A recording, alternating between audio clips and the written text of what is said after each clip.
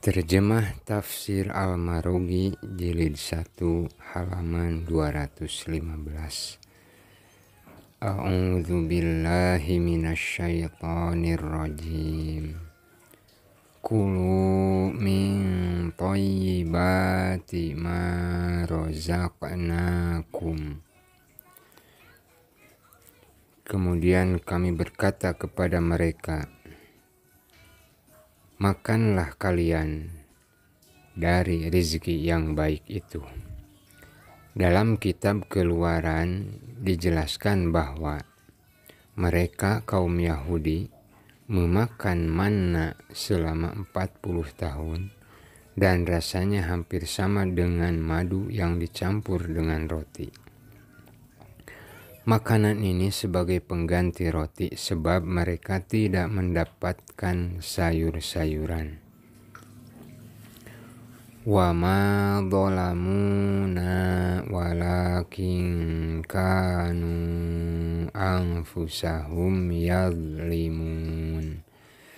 Kemudian mereka mengingkari nikmat yang melimpah itu, dan sebagai akibatnya mereka mendapatkan siksaanku, yang hilanglah segala kenikmatan yang mereka peroleh dengan tanpa susah payah. Sebagai gantinya adalah siksaanku yang amat berat. Dari penjelasan di atas dapat diambil kesimpulan bahwa segala apa yang diperintahkan Allah terhadap hamba semata-mata demi kemaslahatan hamba-hamba itu sendiri. Dan apa yang telah dilarang olehnya semata-mata demi kemaslahatan mereka pula, sebab hal tersebut akan membahayakan mereka sendiri. Dalam hadis qudsi disebutkan, fakullu amali ibni adam lahu au alaihi. Artinya setiap amal anak Adam itu bermanfaat baginya atau berbahaya baginya. Pengertian yang sama disebutkan dalam firman Allah surat Al-Baqarah ayat ke-286. A'udzu billahi minasyaitonir rajim. Laha ma kasabat wa 'alaiha ma maktasabat. Ia mendapat pahala dari kebaikan yang diusahakannya, dan ia mendapat siksa dari kejahatan yang dikerjakannya. Di dalam firman Allah yang lain di surat Al-Najm ayat ke-39, wa allaisa lil insani illa ma sa'a, dan bahwasanya seorang manusia tiada memperoleh selain apa yang diusahakannya.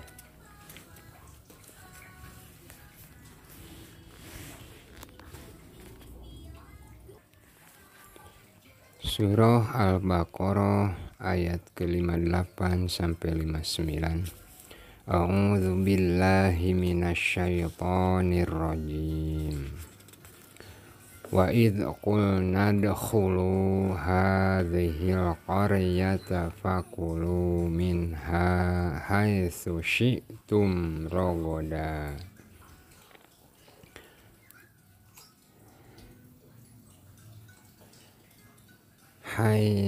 Haitsu syi'tum ragada wadkhulul baba sujjadan wa qulu hittatun naghfir lakum khotoyakum wa sanazidul muhsinin.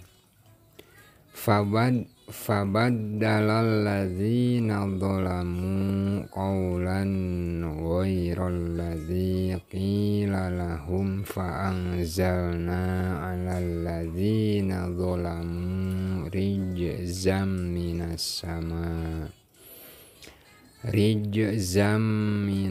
sama'i bima kanu yafsukun. Artinya,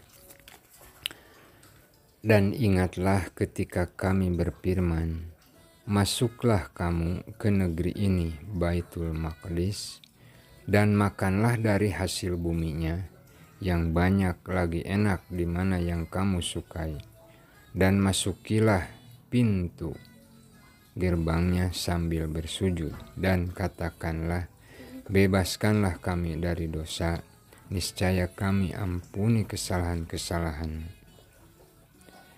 Dan kelak kami akan menambah pemberian kami kepada orang-orang yang berbuat baik. Lalu orang-orang yang zalim mengganti perintah dengan mengerjakan yang tidak diperintahkan kepada mereka. Sebab itu kami timpakan atas orang-orang yang zalim itu siksa dari langit, karena mereka berbuat fasik. Pengertian secara umum pada kedua ayat terakhir ini, Allah Subhanahu wa Ta'ala menuturkan sebagian apa yang mereka perbuat berupa dosa-dosa. Allah telah memerintahkan mereka agar memasuki kota Baitul Maqdis dalam keadaan khusyuk, menyerahkan diri kepada Allah Subhanahu wa Ta'ala.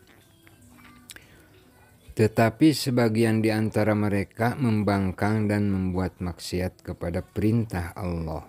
Akhirnya Allah Subhanahu wa Ta'ala menurunkan kepada mereka siksaan dari langit sebagai balasan terhadap apa yang telah mereka perbuat. Penjelasan wa idh qulna dkhulu hadhil qaryah. Al-Quran tidak menentukan dengan jelas negara mana yang dimaksudkan dalam ayat ini. Oleh karena itu kita tidak perlu bersusah payah mencarinya, karena mereka telah memasuki berbagai negara, sekalipun riwayat yang telah diceritakan oleh Ibnu Abbas, Ibnu Mas'ud, dan Qatadah mengatakan bahwa yang dimaksud dengan negara itu adalah Baitul Maqdis. Fakulu minha haitsu syi'tum rogodan. Makanlah sesukamu dan di mana saja kamu suka dengan penuh kenikmatan dan ketenangan. Wadkhulul baba sujjadan wa qulu hittah. Masuklah kalian dari pintu hittah dengan penuh kehidmatan dan menundukkan kepala sebagai tanda merendahkan diri kepada Allah. Bisa juga ayat ini diartikan, apabila kalian memasuki pintu kota tersebut, maka bersujudlah kalian sebagai pertanda rasa syukurmu terhadap Allah atas nikmat yang telah dilimpahkan kepada kalian. Oleh karena Allah telah menyelamatkan kalian dari kesesatan di gurun Sahara, menolong kalian dalam mengalahkan musuh-musuh kalian, dan mengembalikan kalian kepada apa yang selama ini kalian dambakan. Untuk itu katakanlah, ya Tuhan kami memohon kepada Engkau, leburkanlah dosa-dosa kami dan kesalahan-kesalahan mereka, diantaranya ialah keingkaran kami terhadap nikmat-nikmat-Mu. Naghfir lakum khotoyakum. Apabila kalian melakukan apa yang telah aku perintahkan, niscaya aku akan mengabulkan permintaan kalian dan mengampuni dosa-dosa kalian. Wasanazidul muhsinin. Kemudian kami akan menambah pahala kepada mereka yang selalu berbuat kebaikan sebagai tanda kemurahan-Ku. Allah hanya memerintahkan kepada mereka dua hal yang sangat ringan, yaitu sedikit perkataan dan pekerjaan yang tidak berat. Lalu mereka mendapat imbalan ampunan dari segala dosa, dan kebaikan mereka akan ditambahi. Fabaddalal ladzina dzalamu qawlan ghairal ladzi qila lahum. Mereka menyeleweng dari perintah dan tidak mau mengikutinya. Dalam pengungkapan ayat dipakai kata mengganti sebagai ganti dari kata menyeleweng. Hal ini sebagai pertanda bahwa mereka ingin memberikan suatu gambaran bahwa apa yang mereka katakan sekarang adalah atas perintah Allah, bukan dari diri mereka. Padahal pada kenyataannya mereka menyeleweng dari perintah Allah dengan cara mengganti perkataan yang telah diperintahkan Allah dengan apa yang mereka buat-buat. Jadi apa yang mereka katakan dan perbuat bukan merupakan ibadah sebagaimana yang diperintahkan Allah atas mereka, yang kemudian menjadi penyebab diampuninya dosa-dosa mereka. Mereka justru melanggar dan mengingkari perintah Allah, sehingga mereka termasuk orang-orang yang fasik. Alangkah mudahnya manusia memutarbalikkan lidah, tetapi yang jelas mereka berbuat maksiat terhadap Allah dengan melanggar perintahnya. Disebabkan hal tersebut merupakan kewajiban yang berat buat mereka. Tugas yang dibebankan kepada mereka tidak bisa mereka lakukan, dan jiwa mereka belum terbiasa dengan hal tersebut, seolah-olah mereka diciptakan Allah hanya untuk melanggar perintah-perintah Allah saja. Fa'anzalna 'alal ladzina dzalamu rijzam minas samaa'i bima kanu yafsuqun. Al-Quran tidak menemukan jenis siksaan ini karena hal ini memang masih tetap abstrak. Namun demikian, kalangan mufassirin ada yang mengatakan jenis penyakit tersebut adalah penyakit ta'un. Sesungguhnya Allah telah menimpakan kepada kaum Bani Israel berbagai macam siksaan sebagai akibat kefasikan dan kezaliman mereka.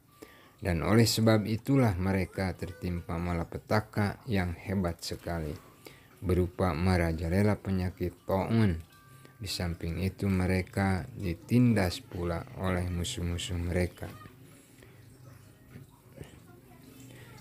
Firman Allah bima kanu yafsuqun artinya ialah sebab berulang-ulangnya perbuatan fasik mereka dan perbuatan maksiat serta pelanggaran-pelanggaran terhadap perintah-perintah agama.